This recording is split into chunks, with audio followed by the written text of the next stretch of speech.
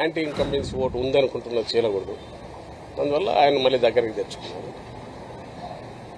So 14 నుంచి ఈయన party పెట్టినప్పటి నుంచి పవన్ కళ్యాణ్ మొత్తంగా ఒక 100% subsidiary of Telugu Desam party, fully owned by Chandrababu Naidu అన్నట్టే జనసేన ఆయన పవన్ కళ్యాణ్ నడుస్తున్నారనేది మరోసారి తేటతెల్లమైంది. కానీ వాళ్ళు ఎన్ని జిమ్మిక్కులు చేసినా ఏం చేసినా 87% జగన్మోహన్ రెడ్డి గారి అందజేసిన పథకాల వల్ల బెనిఫిట్ అయిన స్టేట్ కన్సిస్టెంట్గా అన్ని సీట్లు గెలుచుకుంటూ కుప్పంలో కూడా విజయం వైపు అడుగులేస్తున్న నేపథ్యంలో వైఎస్ఆర్సీపీ వీటి వల్ల ఏం ఉపయోగం ఉండదు. పైగా ఒకటే కనపడేది ఏంటంటే ఒక రాజకీయ పార్టీగా పేరు చెప్పుకొని ఆయన తన సామాజిక వర్గాన్ని కానీ పవన్ కళ్యాణ్ లేదా తన అభిమానులు అనుకునే వాళ్ళని కానీ వాళ్ళని ఇట్లా మోసం చేయడం అనేది మాత్రం చూస్తే ఆయన చూసేదానికి జాలి కంటే కూడా ఆయన అభిమానించే వాళ్ళని చూస్తే జాలి కలుగుతుంది, పాపం అనిపిస్తుంది. ఇలాంటి లీడర్ అనుకునేవాడిని నమ్ముకోవడం, ముందు పెట్టుకోవడం అసలు పార్టీలాగా కూడా వ్యవహరించలేకపోయిన పరిస్థితి ఏది అనేది అక్కడ బాగా కనపడుతుంది. సార్, చంద్రబాబు తన కుటుంబానికి 3 సీట్లను ప్రకటించున్నారు. కానీ జనసేన పార్టీ అధినేతగా పవన్ కళ్యాణ్ కనీసం తన సీట్లు కూడా ప్రకటించుకుని అయినా అనే విధంగా అది నేను అంటున్నా కదా. అసలు 24 అది అనౌన్స్మెంట్ కూడా పవన్ కళ్యాణ్ కాకుండా ఆయన చేయడం, అంటే జనసేన ఎన్ని సీట్లు పోటీ చేసి 175లో కూడా ఆయనే చెప్పడం. 24 ఆ 24లో ఎంతమంది ఈయన క్యాండిడేట్ ఉంటారు, అవన్నీ చంద్రబాబు నాయుడు పెట్టే క్యాండిడేట్లే ఉంటారు. వాళ్ళల్లో కూడా ఎక్కడికక్కడ బహుశా బీజేపీ కూడా దాంట్లోనే ఇస్తారో తెలియదు. ఆ 24లోనే చంద్రబాబు నాయుడు ఈయన చేస్తున్న చంద్రబాబు నాయుడు చేస్తున్న ఎత్తులు ఏమున్నాయి ఉన్నాయో, ఇటుపక్క బీజేపీతో పొత్తు పెట్టుకోవాలనే ప్రయత్నం, ఆ ఆత్రం, ఇంకో పక్క మన పవన్ కళ్యాణ్ దీన్ని పూర్తి మింగేసి దాని బదులు ఏదైతే ఇప్పుడున్న సిచ్యువేషన్ చూస్తే ఆయన పవన్ కళ్యాణ్ సొంత పార్టీ బదులు తెలుగుదేశం పార్టీ ఉపాధ్యక్షుడు లేదంటే తెలుగుదేశం పార్టీ రాష్ట్ర అధ్యక్షుడు తీసుకునే సరిపోయేది అనిపిస్తుంది. అయితే అట్లా చేస్తే చంద్రబాబు నాయుడు నమ్మి వీళ్ళు ఆశించినట్టు ఆ ఓట్లు రావాలనుకున్నారేమో తెలియదు, కానీ అందుకోసం అవుట్ఫిట్ అట్లే పెట్టేసి ఈ డ్రామా ఆడుతున్నారు. ఇప్పుడు రేపు ఒకవేళ బీజేపీ వస్తే వాళ్ళకు కూడా దీంట్లో ఇచ్చే ప్రయత్నం చేస్తారేమో తెలియదు. ఏది చేసినా అసలు పవన్ కళ్యాణ్ ఎక్కడ పోటీ చేస్తున్నాడో తన సీటును చెప్పుకునే పరిస్థితి ఉంది. ఈ రోజు వచ్చినట్లు ఆయన ఉన్నట్లేదు అనుకుంటా, ఆయనది లేదు, తనది లేదు. ఇప్పటికే డెసిషన్ తీసుకుంటే ఎక్కడ పోటీ అని చెప్పిండాలిగా, అది రాలా. కుప్పమన్నా ఉందా? కుప్పం అనౌన్స్ చేశాడా? తను అనౌన్స్ చేశాడు. ఈయనదైతే అది కూడా చెప్పుకునే పరిస్థితి ఉన్నట్ల, కనీసం తన సీటుతో అని కూడా చెప్పుకోలేకపోతున్నాడు. మరి అది కూడా ఆఖరణ చంద్రబాబు నాయుడు అన్ని ఈక్వేషన్స్ చూసి ఎక్కడ పోమంటే అక్కడ పోతాడేమో. 24 సీట్లు జనసేన పోటీ చేస్తారని చెప్పి పవన్ కళ్యాణ్ అన్నారు సార్, కానీ 5 సీట్లు మాత్రమే ప్రకటించారు. అంటే మిగతా సీట్లో క్లారిటీ లేరా, అభ్యర్థి లేరు చెప్తున్నా కదా. మిగిలిన సీట్లు చంద్రబాబు నాయుడు డిసైడ్ చేయాలి, అది జనసేన కూడా ఈయనే ఇవ్వాలి. అసలు ఫస్ట్ థింగ్ 24 సీట్లు, అసలు 175 వైఎస్ఆర్సీపీ నిలబడినాం. 2014కు మాకున్న ఇది వచ్చి 18 సీట్లలో పోటీ చేయడం ఒకటే, అంతకుముందు పులివెందుల ఇది గెలుచుకోవడం.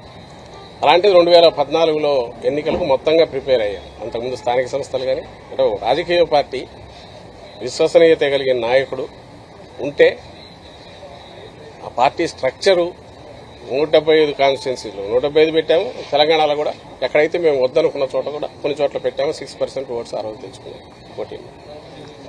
ఇందులో ఒక పార్టీ ఎట్లుండాలి రాజకీయ పార్టీ అనేది జగన్మోహన్ రెడ్డి గారు చూపిస్తే, ఒక అవుట్ఫిట్ ఏదో పెట్టుకుని ఇది రాజకీయ పార్టీ అని చెప్తున్నది ఏదైతే జనసేన అంటున్నారో, ఇంత దరిద్రంగా ఇట్లా కూడా ఉంటారా అనేది చూడాలంటే ఆయన్ని పవన్ కళ్యాణ్ గారిని చూస్తే కనపడుతుంది. అందుకోసమే మీరు గమనిస్తే పార్టీ స్ట్రక్చరు ఏర్పాటు చేసుకోవడానికి కానీ 175 నియోజకవర్గాల్లో ఒక ఇన్ఛార్జీలు పెట్టుకునే ప్రయత్నం కానీ, అలాగే పార్టీ తరఫున కింద కమిటీలు వేయడం కానీ ఎందుకు చేయలేదంటే రేపు డిమాండ్ పెరుగుతుంది, చంద్రబాబు నాయుడుకి ఇబ్బంది కలుగుతుందని జస్ట్ ఊరికే పార్టీ పేరు, గాజు గ్లాస్ గుర్తు ఈ 2 పెట్టుకున్నాడు.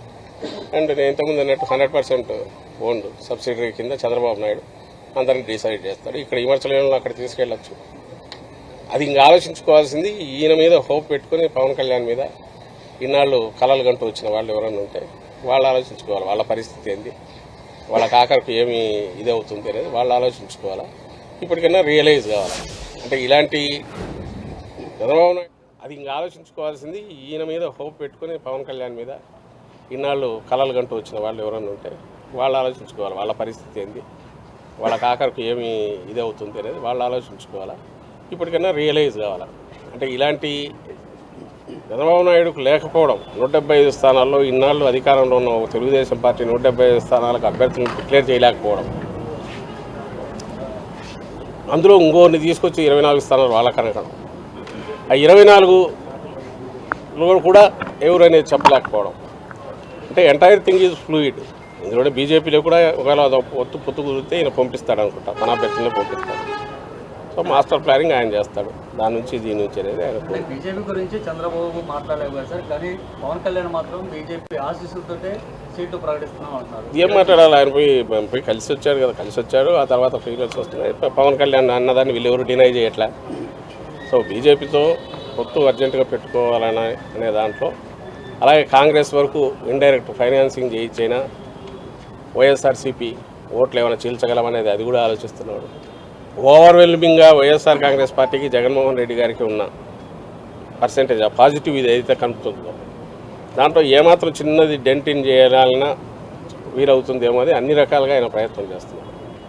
ఇందులో పాజిటివ్ అజెండా కానీ, రాష్ట్రానికి ఇది చేయగలను కానీ, లేకుంటే రాష్ట్రానికి 14-19 మధ్య ఇది చేశానని చెప్పుకోగలిగిన ఇది కూడా ఏది లేకపోవడం ఆయన దౌర్భాగ్యం. అలాంటి ఎత్తిపోయిన కేసుకు సబ్సిడరీ కింద పోవడం ఈయన బలహీనత, ఈయన దారిద్ర్యం ఇది కనపడుతుంది దాంట్లో.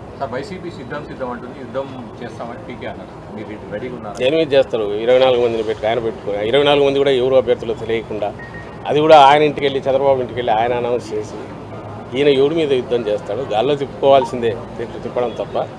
మేమైతే చెప్తున్నాం, ఎంతమంది వచ్చినా మేమైతే సిద్ధం అంటున్నాం. దేనికి? ఎన్నికలకు రెడీ.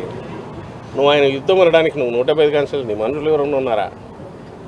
లేక 24 కైనా నువ్వేమన్నా అనౌన్స్ చేయగలిగావా? చిలక పలుకులు పలికితే సరిపోతుందా? ఆయన అనుకున్నవి, చంద్రబాబు అనుకున్నవి నేను చిలక పలుకులు పలుకుతున్నాడు తప్ప అంతకుమించి తనకు సొంతం ఏమన్నా ఇది ఉంటాయి కదా. ఆ చిలక పలుకుల ద్వారానే ఇన్నాళ్ళు వాళ్ళు మీడియాలో రాసుకోవడం ద్వారా ఒక నెరేటివ్ ఏదో బిల్డ్ చేసే ప్రయత్నం చేశారు. రాష్ట్రంలో ఏదో ఘోరాలు జరిగిపోతున్నాయి. అయితే ఎందుకు నిలబడవంటే, నేను ఇంతకుముందు అన్నట్టు 87-90% మంది బెనిఫిట్ అయ్యారు ఇక్కడ రాష్ట్రంలో.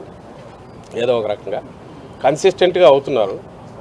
వెల్ఫేర్ కావచ్చు, డెవలప్మెంట్ కావచ్చు కళ్ళ ముందు కనపడుతుంది. అది కంటిన్యూ కావాలని అందరూ ఓవర్వెల్మింగ్ కోరుకుంటున్నారు. కాబట్టి వీళ్ళ ఏ ఎత్తుగడలు వేసినా అవి అయితే నిలబడవు. బీజేపీతో పొత్తు ఆల్రెడీ ప్రయత్నాలు చేశారు. ఇప్పుడు ఇద్దరు 2 పార్టీలు అనౌన్స్ చేశారు. అంటే బీజేపీతో పొత్తు లేనట్టని భావిస్తున్నారు. బీజేపీ పొత్తు పెట్టుకోవాలని ఆత్రంగా ఉన్నాము. అయిపోయింది ఆల్మోస్ట్. నిన్న ఏదో చార్టర్డ్ ఫ్లైట్ అన్నారు, మొన్న పోతున్నాం అన్నారు. పవన్ కళ్యాణ్ అది బయటకు పోయిమంటారు, నెక్స్ట్ చంద్రబాబు పోతాడన్నారు. వాళ్ళు ఎవరు పెట్టుకునేది అదొక పార్టీ. సరే జనసేన కాదు కానీ ఆయన చంద్రబాబు నాయుడు ఒక పార్టీ అని ఆయన చెప్పుకుంటున్నాడు కాబట్టి అది వాళ్ళ నిర్ణయం, పెట్టుకుంటారు లేదా. కానీ పెట్టుకునే దానికి వెంపర్లాడుతున్నాడు. అది పెట్టుకొని తద్వారా ఏదన్నా కొంత ఓట్లు గెయిన్ చేసుకోవాలని చూస్తున్నాడు. సకల శక్తులు కూడగట్టుకొని మమ్మల్ని ఢీకొనాలని చూస్తున్నాడు. లాస్ట్ డిచ్ ఎఫర్ట్స్ అంటారు కదా, దింపుడు కళ్ళ మాస, దాంతో ప్రయత్నం చేస్తున్నారు అనే దాంట్లో భాగంగా ఆయన పోయి అమిత్ షాను కలవడము, బీజేపీ వాళ్ళతో లోపాయికారిగా ఈయన ఏజెంట్లు ఉన్నారు కదా అక్కడ టీడీపీలో నుంచి బీజేపీలో ఉన్న 4-5 నాయకులు, వాళ్ళ ప్రయత్నాలు ఇవన్నీ మీ మీడియాలో మీరే రాస్తున్నారు, బయటకు వస్తున్నాయి. అంటే ప్రయత్నాలు అయితే చేసుకుంటున్నాడు.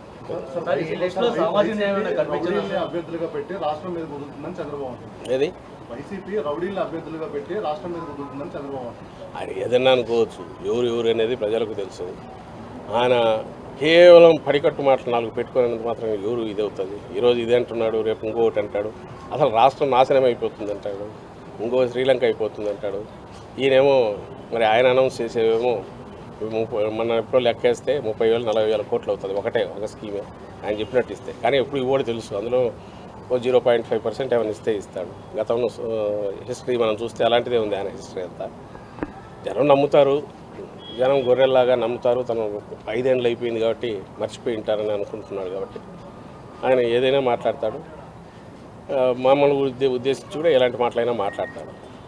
బట్ అల్టిమేట్గా ప్రజలు అనుభవించినారు, ఆ పీరియడ్ అనుభవించినారు. పాజిటివ్ సైడ్ ఈసారి కూడా వాళ్ళ ఎక్స్పీరియన్స్ డిఫరెంట్గా ఉంది. ఫస్ట్ టైం ప్రజలది వైఎస్ఆర్సీపీ పాలనలో. కాబట్టి దే హ్యావ్ ఆల్రెడీ డిసైడెడ్ అని మాకు వస్తున్న దీంట్లో కనపడుతుంది. మా సర్వేలో కానీ మాటలో కానీ ప్రమాణం కనపడుతుంది. We will sweep last time కంటే బెటర్ ఇది ఉంటుంది. 175 టార్గెట్ మాది అట్లే ఉంది. డిక్లరేషన్లో సామాజిక న్యాయం ఏమైనా కనిపించిందా? మీ పార్టీ ప్రతిసారి సామాజిక న్యాయం అంటుంది, ఇప్పుడు లిస్టులో అదేమైనా కనిపించిందా టీడీపీ పాలిసీ? అసలు అది ఆ లిస్టే దానికి ఒక ఇది లేదు, శాంక్టిటీ లేనప్పుడు దాంట్లో మళ్ళీ దానికోసం వెతకడం చూసేది ఇంకా అందులో అనౌన్స్ చేయాల్సి ఉన్నాయి. అతను సామాజిక న్యాయం మా వైపు నుంచి అయితే ఒకరితో పోల్చుకోవాల్సిన పరిస్థితులు అయితే లేవు. ఈయన క్రియేట్ చేసిన బెంచ్ మార్క్ ఏదైతే ఉందో జగన్మోహన్ రెడ్డి గారు, అది దాని దగ్గరికి రావాలంటే వీళ్ళ వల్ల జన్మలో కాదు. ఎందుకంటే వీళ్ళు ఎప్పుడు ఆ తరహా ఆలోచించలే. సోషల్ ఇంజనీరింగ్ గురించి ఆ ధైర్యము చేయలే. ఒక జగన్మోహన్ రెడ్డి గారు ఎందుకు చేయగలిగారంటే ప్రజలతో డైరెక్ట్ ఆయన దీంట్లోకి వెళ్ళిపోయారు అండ్ ప్రజలు ఆయన్ను పూర్తి నమ్ముతున్నారు, విశ్వసించారు.